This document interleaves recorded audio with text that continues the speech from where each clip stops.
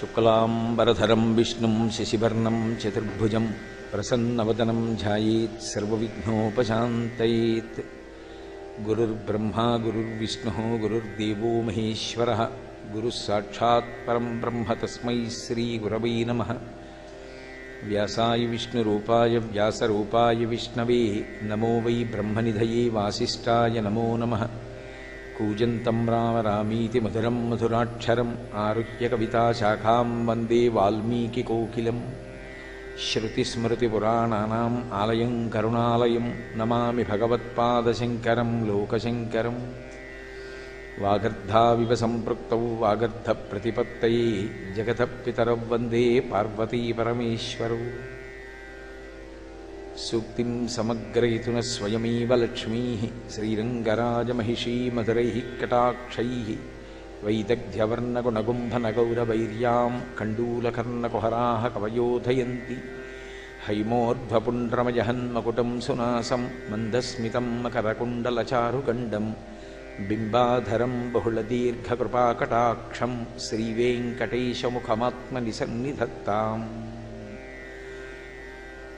విమలపటి కమలకుటి పుస్తకరుద్రాక్షసస్తహస్తపుటి కామాక్షి పక్ష్మలాక్షి కలిత విపంచి విభాసి వైరించి.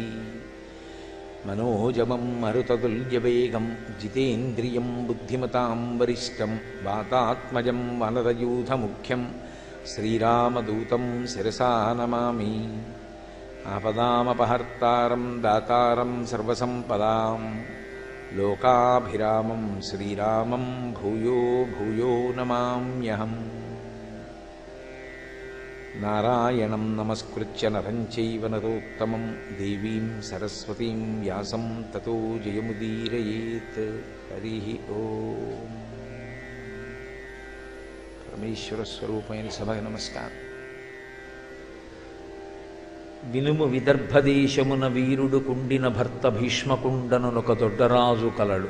ఆతనికీవురు పుత్రులు అగ్రసుండనయుడు రుక్మిణాబరకు వారందరకన్ కడగట్టు చెల్లెలై మనుజవరీణ్య పుట్టినొక మానిని రుక్మిణి నా ప్రసిద్ధయ్యి అంటూ రుక్మిణీ కళ్యాణ ఘట్టాన్ని పోతన గారు ప్రారంభం చేశారు. ఎక్కడెక్కడ పరాత్పరుడు అవతార స్వీకారం చేసినా ఆయన యొక్క శక్తి స్వరూపం ఆయనని విడిచిపెట్టకుండా అవతార స్వీకారం చేసి ఆయనతో పాటే భూమి మీద నడయాడుతుంది. శివశక్త్యాయుక్తో ఇది భవతి శక్త ప్రభవితుం నచే దేవం దేవో నఖలు కుశల స్పందితుమపి అతస్వామారాధ్యాం హరిహర విరించాదిభిరపి ప్రణంతుం స్తోతుం వా కథమకృత పుణ్య ప్రభవతి అంటారు శంకర భగవత్పాదుల సౌందర్యలహరిలో. పరమేశ్వరుడు అవతార స్వీకారము చేయుట అన్న మాటని కొంచెం జాగ్రత్తగా అర్థం చేసుకోవాలి. తార అన్న మాటకు అర్థం బాగా పైన ఉండుట. ఆయన తారస్థాయిలో పాడారండి అంటారు. తారలు మెరుస్తున్నాయంటారు. తార అంటే నక్షత్రం. నక్షత్రం భూమి కన్నా కూడా కొన్ని లక్షల రెట్లు పెద్దదైనప్పటికీ మన కంటికి ఎలా కనపడుతుంది అంటే ఏదో ఒక చుక్క పెట్టినట్టుగా మిడుకు మిడుకుమంటూ కనపడుతుంది. కానీ యథార్థంగా తార యొక్క స్వరూపం అది కాదు. అది భూమి కన్నా ఎన్నో రెట్లు పెద్దది. అటువంటి తార కిందకి దిగొచ్చిందనుకోండి, మన మాంసనేత్రముతో యథార్థమైనటువంటి స్వరూపమును దర్శించడానికి వీలైనటువంటి స్థితిని తాను పొంది క్రిందకి దిగి వచ్చి మనని అనుగ్రహించి మన మాంసనేత్రము చేత చూడబడడానికి వీలైన స్థితిలో మన ముందు నిలబడితే అటువంటి ప్రక్రియకు అవతారము అని పేరు. అంతటా నిండి ఉండేటటువంటి తత్వము విష్ణుతత్వము. అది జగత్తంతటా వ్యాపించి ఉంటుంది. అసలు ఆయన లేని జగత్తు లేదు. జగత్తు లేకపోయినా ఆయన ఉంటాడు. ప్రళయకాలమునందు ఈ ప్రపంచమంతా కూడా నీటి యందు కలిసిపోతుంది. లోకంబులు లోకేశులు లోకస్తులు తెగిన తుది అలోకంబకు పింజీకటి కావల ఎవ్వండేకాకృతి వెలుగు అతని నేసీవింతున్నంటారు పోతన గారు భాగవతం అష్టమ స్కంధంలో. కటిక చీకటైపోయి ప్రళయజలముల యందు ఈ లోకములన్నీ కలిసిపోతే ఆ దట్టమైన చీకట్లో కరారవిందేన పదారవిందం ముఖారవిందే వినివేశయంతం వటస్య పత్రస్య పుటీశయానం బాలం ముకుందం మనసాస్మరామి అంటాడు లీలాశుకుడు శ్రీకృష్ణ కర్ణామృతంలో. వటపత్రశాయి అయి రావియాకు మీద పడుకుని ఆయన తన కాలి బొటన వేలుని తన నోట్లో పెట్టుకుని చీకుతూ ఉంటాడు. ఎందుకలా కాలి బొటన వేలు చీకడం అంటే దానికి ఒక మర్మం ఉంది. సాధారణంగా శ్రీరామాయణం చదివిన వాళ్ళకి తెలుస్తుంది. మాంధాత చరిత్రలో ఇంద్రుడు ఆయన బొటన వేలికి అమృతం స్రవించేటటువంటి శక్తి ఇచ్చాడు. మాంధాత తన బొటనవేలు నోట్లో పెట్టుకుని చీకితే అందులోంచి అమృతం స్రవించి బ్రతికాడు. మాంధాతకైనా అటువంటి అదృష్టం ఇతరులకు ఉండదా అని అడిగారు. అందరూ పిల్లలకి నేను వరం ఇస్తున్నాను, వాళ్ళ బొటనవేలు వాళ్ళు చీకుతారు, అందులోంచి అమృతస్రావం అవుతుంది అని వరం ఇచ్చాడు.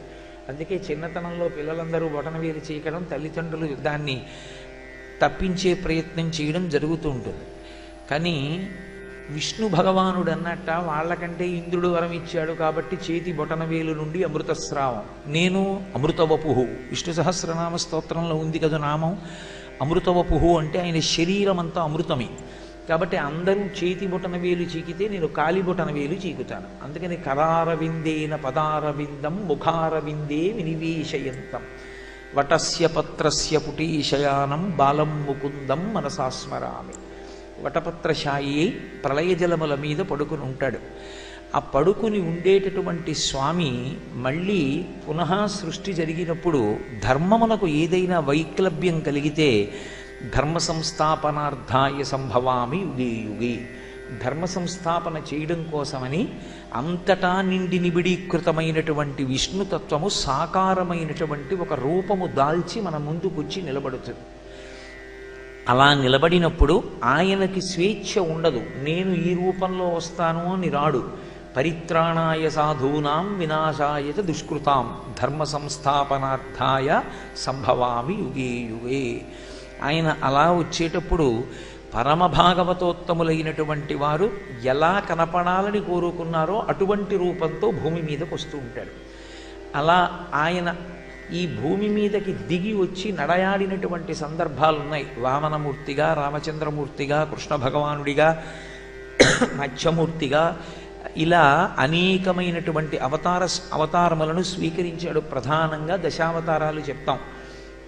వేదోద్ధారణ మందరాభరణ వృద్ధి ధర్మ నిర్మాణ ప్రహ్లాదత్రాణ బలిప్రతారణ నృపాహంకార నిర్వాపన వైదేహీ రమణ ధనంజయ జయ వ్యాపార పారీణ క్షోణీ దివ్యత్కరుణ తమోహరణ తండ్రి వెంకటేశ ప్రభో అని. ఇంకా రావలసినటువంటి అవతారం కల్కి యొక్క అవతారం. కల్కి యొక్క అవతారము ఇంకా రాలేదు. మిగిలిన 9 మాత్రమే వచ్చాయి. అది కూడా వస్తుంది ఎప్పుడు? యుగాంతమునందు. వ్యాస భగవానుడు చెప్పిన మాట కనుక. కాబట్టి దశావతారములు. అందులో ఆ దశావతారములలో అవతారము అంటే ఆయన క్రిందకి దిగి వచ్చి మన మాంసనేత్రము చేత చూడడానికి యోగ్యమైనటువంటి స్థితిని కల్పిస్తారు. అప్పుడు ఏ తపస్సు లేకపోయినా ఆయన్ని చూడగలిగినటువంటి అదృష్టాన్ని పొందుతారు. అలా వచ్చాయి రామకృష్ణాది అవతారాలు. ఆయన అలా వచ్చినప్పుడల్లా ఆయన శక్తికి అమ్మవారిని పేరు. సనాతన ధర్మంలో మీరు ఎప్పుడూ ఒకటి గుర్తుపెట్టుకోవాలి, భగవంతుని యొక్క శక్తిని స్త్రీ స్వరూపంతో సంకేతిస్తారు. ఆయన యొక్క శక్తికే అమ్మవారు అని పేరు. ఆమె ఆయనను విడిచిపెట్టి ఉండదు. ఉపన్యసించగలిగినటువంటి నా శక్తి నన్ను విడిచిపెట్టి ఉంటుందా? ఉండదు. నేను కాకినాడలో కూర్చుని ఓ ప్రవచనము చేయగలిగినటువంటి నా శక్తి నువ్వు నెల్లూరు వెళ్ళు అంటే వెడుతుందా? వెళ్ళదు. అది నన్ను ఆశ్రయించి ఉంటుంది. ఒక వాహనమునకు పరిగెత్తగలిగినటువంటి ఆశ్విక శక్తి ఎలా కలిసి ఉంటాయో అలా భగవానుని యొక్క శక్తి కలిసి ఉంటాయి. ఆ శక్తిని స్త్రీ స్వరూపంతో సంకేతిస్తారు. ఆమె నిత్యానపాయని. ఆ తల్లి ఎన్నడూ పరమేశ్వరుణ్ణి విడిచి ఉండదు. ఆయన అవతారం స్వీకరిస్తే ఆమె కూడా అవతారం స్వీకరిస్తుంది.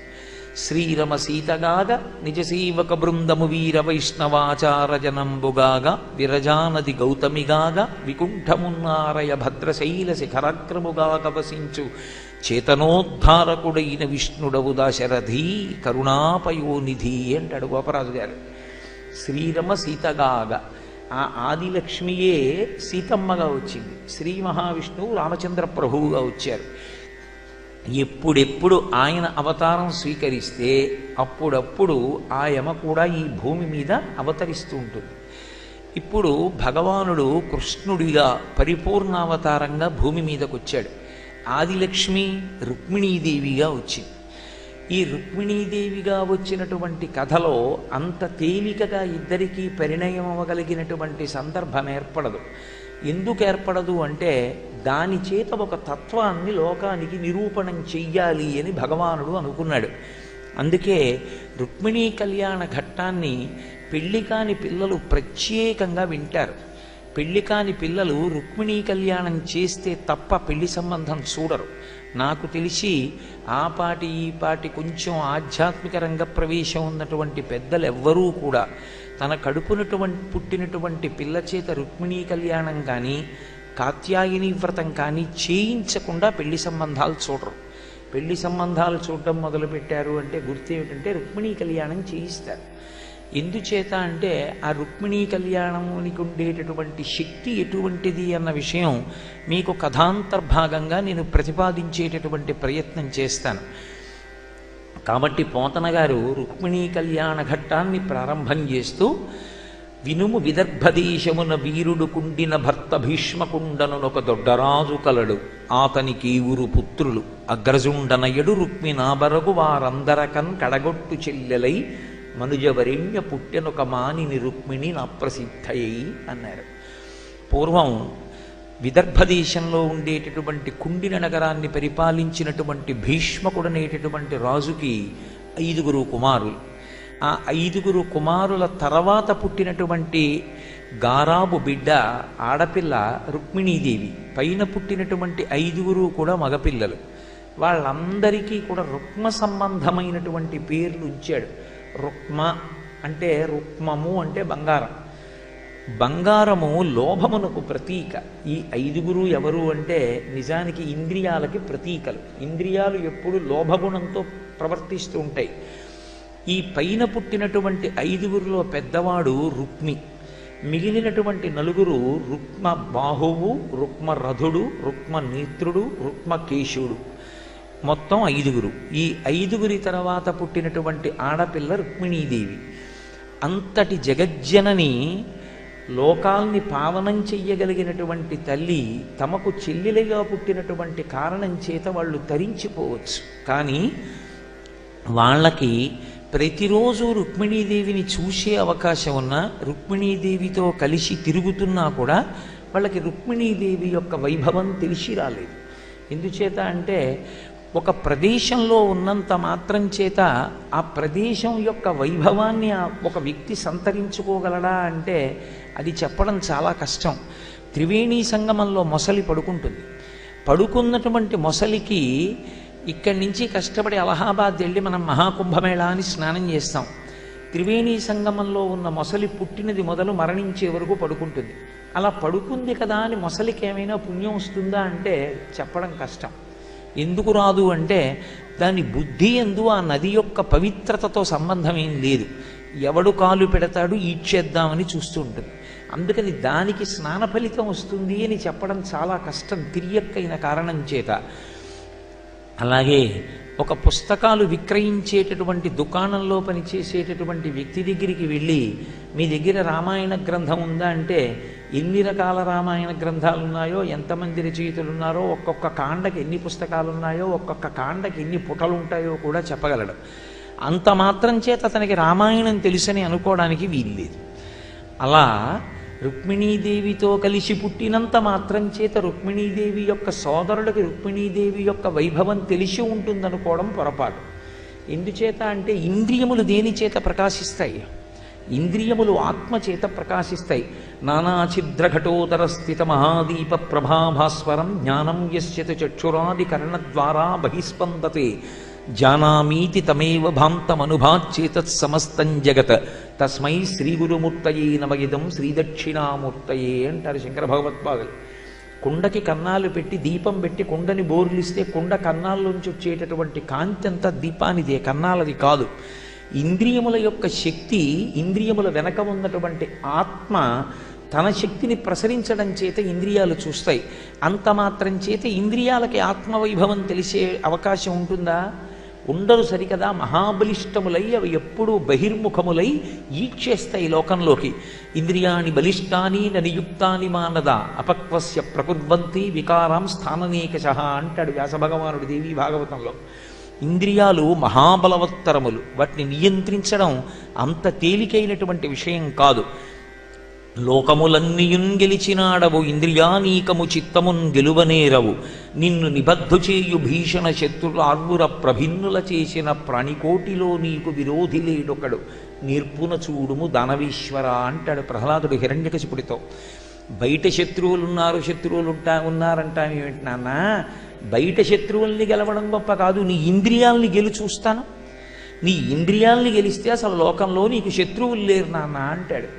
అందుకని ఇంద్రియములు ఎప్పుడూ కూడా వ్యామోహంతో భోగమును మాత్రమే అపేక్షిస్తూ ఉంటాయి. అటువంటి ఇంద్రియములు రుక్మ సంబంధములు, లోభగుణంతో ఉంటాయి. అందుకని పైన పుట్టిన వాళ్ళు 5 రుక్మ సంబంధమైన పేర్లతోనే ఉంటారు. రుక్మి, రుక్మరథ, రుక్మబాహు, రుక్మకేశ, రుక్మనేత్రులు. చిట్ట చివరిది మహాలక్ష్మీ స్వరూపిణి రుక్మిణి. రుక్మిణీదేవియే కాదు, సీతమ్మే కాదు, మీరు ఏ పురాణాన్నైనా పరిశీలించినప్పుడు తత్వతః ఒక విషయాన్ని అర్థం చేసుకోవాలి. ఏ ఇంట పుట్టిన పిల్లైనా ఆడపిల్లే. అందుకే తెలుగులో సరి అయిన పేరు వాడతారు ఆడపిల్ల. ఆడ అంటే అక్కడ, అక్కడి పిల్ల. ఈ పిల్ల ఇక్కడ ఉండదు, అక్కడికి వెళ్ళిపోతుంది. మరి ఇక్కడ ఎందుకు పుట్టింది? అక్కడికి వెళ్ళి ప్రవర్తించినటువంటి నడవడి చేత వాళ్ళని నన్ను కూడా తరింపచేస్తుంది. ఉభయవంశములను తరింపచేయగలిగినటువంటి శక్తి కలిగినది ఆడపిల్ల. మగపిల్లవాడు అలా కాదు. ఏ వంశంలో పుట్టాడో ఆ వంశాన్ని మాత్రమే తరింపచేస్తాడు. అందుకే ఆడపిల్ల అక్కడికి వెళ్ళిపోయే పిల్ల. ఇక్కడ లక్ష్మి, నా ఇంట లక్ష్మీదేవిగా పుట్టింది. ఆమె నారాయణుణ్ణి వెతుక్కుని వెళ్ళిపోతుంది. ఎక్కడో ఉన్నాడు నారాయణుడు, అందుకే కాళ్ళు కడిగి కన్యాదానం చేసేస్తాడు కన్యాదాత. ఆమె ఆయనని అనువర్తిస్తుంది, ఇంటి పేరు మార్చుకుంటుంది, వంశం మార్చుకుంటుంది, గోత్రం మార్చుకుంటుంది, అక్కడికి వెళ్ళి ఆ వంశాన్ని వర్ధిల్లేటట్టుగా చేస్తుంది. అందుకే అసలు ధర్మమంతా ఆడదాన్ని ఆశ్రయించి ఉంటుంది. కాబట్టి అటువంటి ఆడపిల్ల లక్ష్మీస్వరూపిణి. సీతమ్మగా పుట్టినా, రుక్మిణిగా పుట్టినా, నా ఇంట నా కూతురుగా పుట్టినా, హిమవంతునికి కూతురుగా పుట్టినా, ఎక్కడ పుట్టినా ఆడపిల్ల లక్ష్మీస్వరూపిణియే.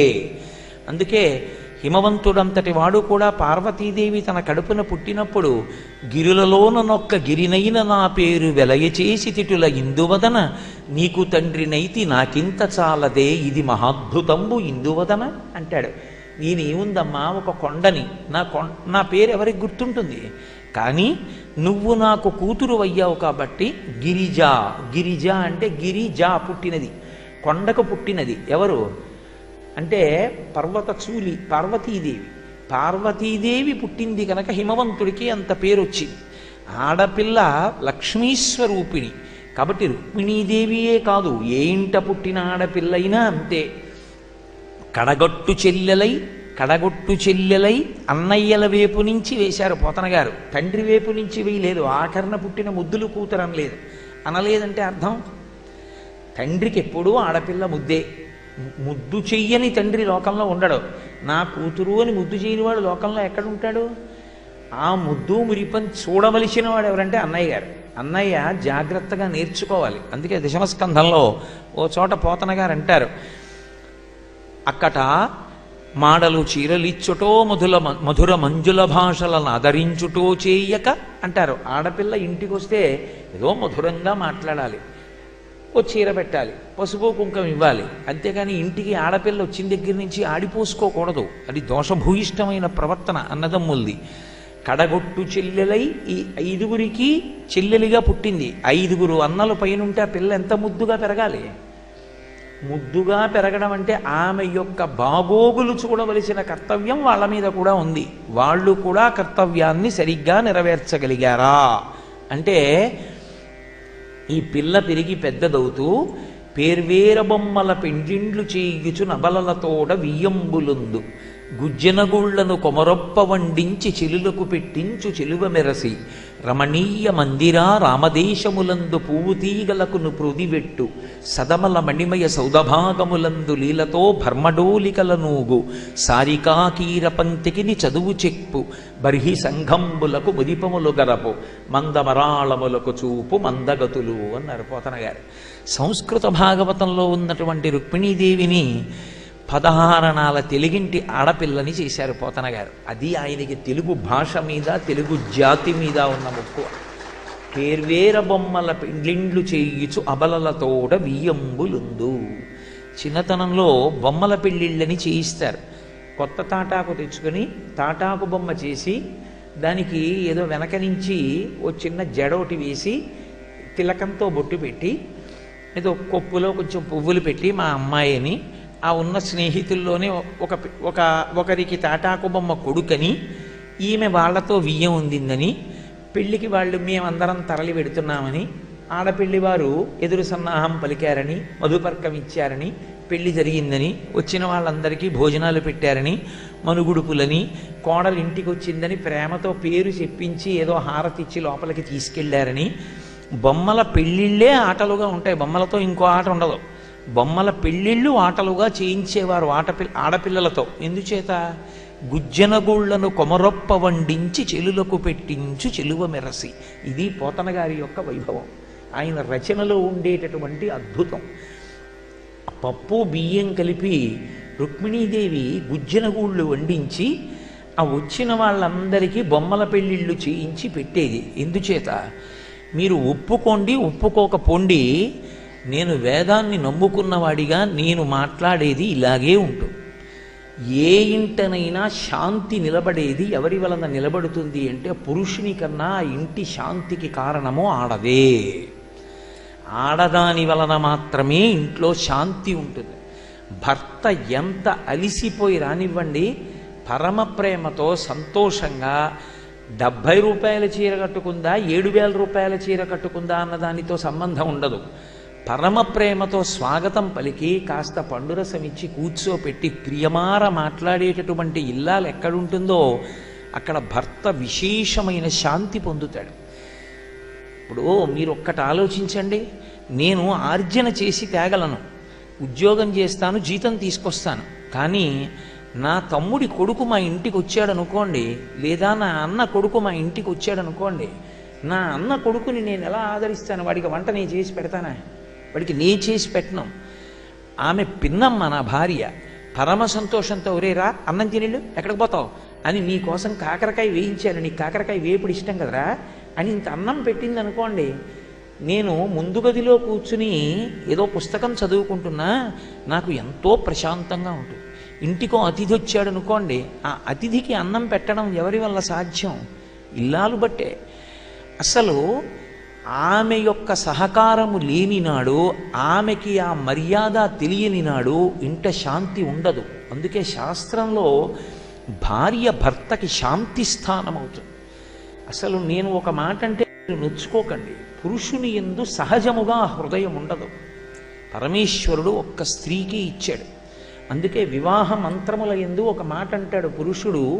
తాళి కట్టిన తరువాత పెళ్లి కూతురు దగ్గరికి వెళ్ళి నన్ను నీ 11వ కుమారుణ్ణి చేసుకో అని అడుగుతాడు. ఏమిటి దానికి అర్థం? మన ఇద్దరం కలిసి 10 మంది కొడుకుల్ని కంటాం, వాళ్ళని పెంచి పెద్ద చేస్తాను, వాళ్ళందరికీ స్నానం చేయిస్తావు, బట్టలు తొడుగుతావు, వాళ్ళకి అలంకారం చేస్తావు, వాళ్ళని బడికి పంపిస్తావు. మొదటివాడికి స్నానం చేయించి చివరివాడి దగ్గరికి వచ్చేటప్పటికి మొదటివాడు బూది పోసుకొని మళ్ళీ వస్తాడు. నీకు ఓర్పు అలవాటు అయిపోతుంది. నాకు నేనే కష్టపడి పిల్లల్ని పెద్ద చేశాను, కష్టపడి సంపాదించానన్న అతిశయం వస్తుంది. 10 మంది పిల్లలు పెద్దవాళ్ళు అయిన తర్వాత తండ్రి పెద్దవాడై వచ్చి ఏదో మాట చెప్పాడు అనుకోండి, పిల్లలు అలా కాదు నాన్నగారండి, ఇప్పుడు మీరు చెప్పిన దానికన్నా మంచిదోటి ఉంది అది చేద్దాం అన్నారనుకోండి, తండ్రికి కోపం వస్తుంది. ఏంటంటే నేను చెప్తే విండమ్మా అనేసి వీళ్ళేదో చెప్తారు అంటాడు. అంటే పిల్లలు అంటారు, నాన్నగారు మీరు పెద్దవారు అయిపోయారు కదా, మీకు ఎందుకండి, హాయిగా భాగవతం చదువుకోండి, అప్పుడు ఎలాగో ఖాళీ లేదు. అక్కడి నుంచి కోపం వచ్చి మూతి ముడుచు కూర్చుంటాడు ఎక్కడో. 10 మంది పిల్లలు నాన్నగారిని వెళ్ళి బతిమాలడం అంటే బాగుండదని వాళ్ళ అన్నాలు తినేసి పడుకుంటారు. భార్య కూడా అన్నం తినేసి పడుకుంది అనుకోండి, పెద్ద ఆయన ఏమైపోతాడు? అప్పుడు 11వ కొడుకుగా భావన చేసి వచ్చి చాలండి మూతి ముడుచు కూర్చున్నారు, 10 మంది పిల్లల్ని ప్రయోజకుల్ని చేసింది ఎవరు? మీరు కాదు. ఇవాళ మీరు చెప్పిన దానికన్నా మంచి మాట చెప్పిన నాన్నగారు అలా వద్దు నాన్నగారు ఇలా చేద్దామని చెప్పాడంటే వాడు ప్రయోజకుడు అయ్యాడుగా. ప్రయోజకుడిని చేసింది మీరేనా? సంతోషించడం పోయి మూతి ముడిచి కూర్చున్నారు, చాలండి పెద్దరికం రండి అని చెయ్యట్టుకు తీసుకెళ్ళి కూర్చోబెట్టి అన్నం పెట్టింది అనుకోండి, ఇంకో 10 ఏళ్ళు బతుకుతాడు. ఆవిడ కూడా అన్నం తినేసి వెళ్ళిపోయింది అనుకోండి, నేను ఎందుకు పూర్తి చేయాలి పవిత్రమైన సభలో? కాబట్టి ఆడది ఇంటికి శాంతి స్థానం. ఆమె మనస్సులో ఉన్నంత శక్తి, ఆమెకి ఉన్నంత తేజస్సు, ఆమె ఇవ్వగలిగిన శాంతి యథార్థమునకు పురుషుడు ఇవ్వలేడు. మీరు ఏ కావ్యాన్ని పరిశీలించండి అదే తీర్పు. ఇది అలవాటు కావాలి ఆడపిల్లకి. ఇంటికి 4 బంధువులు రావడం, బంధువులు వస్తే చక్కగా సంతోషంగా వండి పెట్టడం, వాళ్ళు తింటే ఆనందపడిపోవడం, మా ఆయన కోసం వచ్చిన వాళ్ళకి నేను వండి పెట్టానన్న తృప్తి, బంధుత్వాలు. అసలు ఆ భర్త గారి అన్నగారి కొడుకుని ఏమని పిలవాలో తెలియదు అనుకోండి, అబ్బాయిని నేను ఏమనాలండి అని అడిగింది అనుకోండి, ఇంకంతకన్నా అన్యాయం ఏముంటుంది పెళ్ళయ్యాక? కాస్త బంధుత్వాలు తెలియాలి. ఇవన్నీ తెలియడం కోసం ఎంత చదువుకోవద్దని కానీ చదువుకోవడం తప్పని కానీ నేను ప్రతిపాదన చెయ్యట్లేదు. మీరు ఎన్ని చెప్పండి, ఎన్ని వేల సంవత్సరాలు దాటనివ్వండి, ఒక కుటుంబానికి శాంతినివ్వగలిగినది ఆడదొక్కతే. కాబట్టి ఆమెకి ఈ విషయం తెలిసి ఉండాలి. తెలిసి ఉండాలంటే చిన్నతనంలో బొమ్మల పెళ్ళిళ్ళు చేయిస్తారు, అంతేగాని చేతకాక అర్థం లేక చేయించలేదు ఆటలు. మగపిల్లలతో పరమపద సోపానపటం ఆడిస్తారు. ఒరే నువ్వు ఈ నిచ్చెనలు పావులు దాటుకుంటూ భగవంతుని యందు కలియడానికి ప్రయత్నం చెయ్యాలి. అందులో నీ భార్య చిటికిన వేలు పట్టుకుని నువ్వు నడవాలి. లేనినాడు ఆమె మెళ్ళో తాళి కట్టి నువ్వు ఆమెకి అన్యాయం చేసిన వాడు అవుతావు. నీకే భగవత్ సంబంధమైనటువంటి నడవడి లేకపోతే. అందుకని మగపిల్లలు పరమపద సోపానపటం ఆడితే ఆడపిల్లలు బొమ్మల పెళ్ళిళ్ళు చేస్తారు.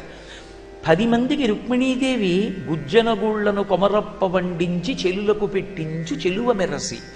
నేను మీతో ఒక మాట అంటాను, ఆలోచించండి. మీరు ఏం పెట్టారన్న దాని వల్ల మనిషి తృప్తి పొందడు, మీరు ఎలా పెట్టారన్న దాని వల్ల మనిషి తృప్తి పొందుతాడు. మీరు 10 ఆధరవులు పెట్టారా 20 ఆధరవులు పెట్టారా అన్న దానితో తృప్తి ఉండదు.